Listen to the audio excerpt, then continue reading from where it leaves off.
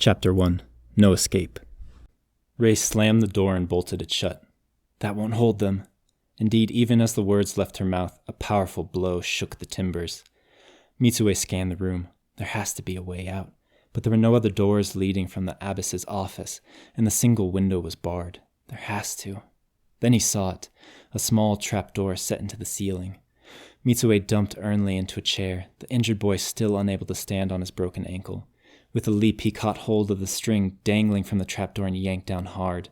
The cord snapped cleanly in half. God damn it! Get me up there, Ray called, stepping up onto the abbess's desk.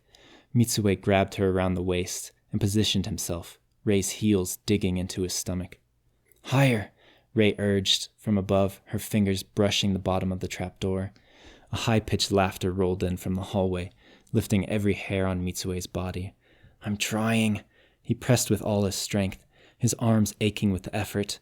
Hurry, he grunted. Almost there, almost there. Ray managed to get her fingers in at the edge and open the trapdoor a crack. Sweat ran down Mitsue's forehead and into his eyes. His muscles shook.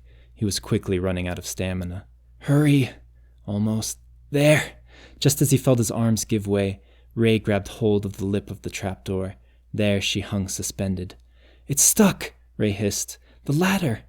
Well, try something, Mitsue called, unable to offer any clearer direction. Ray's left hand slipped. Briefly she hung solely by the fingertips of her right, but with immense effort she managed to re-establish her grip. Then she began to swing back and forth, working the trapdoor open little by little. Soon it was wide enough to permit her, and, with a cry, she hauled herself into the darkness overhead. Come on, come on. Mitsue spared a glance at the door which led out into the hall. Shadows were now beginning to slip beneath the crack, to foam and churn, gaining substance and form. Come on.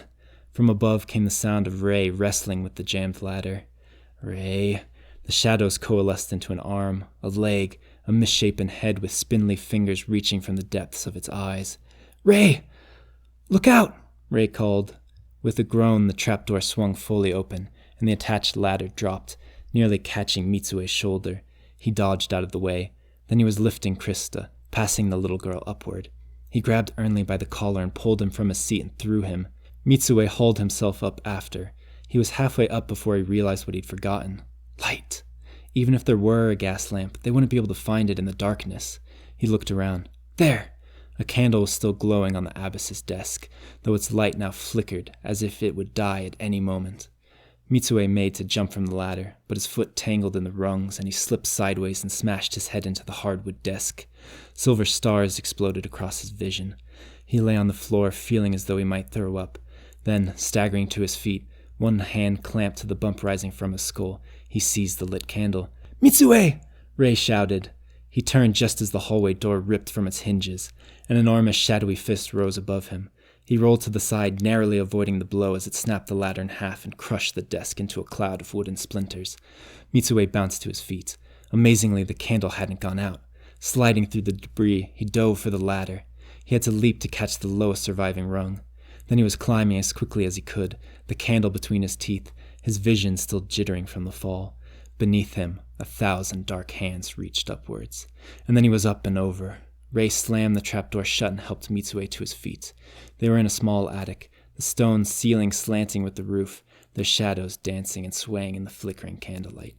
From the corner, Mitsue caught the glint of a window. He staggered over to it. No bars. He scrabbled with the lock, his fingers heavy. It looked like it lit out on the roof. Come on. Years or decades of disuse had corroded the metal and set it firmly in place. He beat his fist against it, but it wouldn't give. It won't open. Let me try, Ray said, pushing him out of the way. She flew at the lock, scratching with her nails, hammering with her knuckles, till her fingers were raw and bloody. God damn it, she cried, unable to open it. One more try, Mitsue said, passing the candle to Ray. Hurry, Ray panted, her face completely drained of blood. Shadows were now beginning to bubble up around the frame of the trap door. There was no other choice. Please. Mitsue slammed his fist into the window pane. The force of the impact shivered up his arm. Please. He drew his arm back and threw it again. Please. And again. And again. Please. His knuckles split and bled, droplets cascading across the floor, black in the candlelight. Please. He drove his fist into the glass one last time with all the strength he had, nearly blacking out from the pain. He swayed on his feet. He'd managed to put a tiny crack in the center, but otherwise the glass was undamaged. It's no use. It was too thick. He couldn't do it. He dropped his hand. This is it. He turned to look at Ray. She stared back, her eyes wide in terror, as from behind, the trapdoor tore open.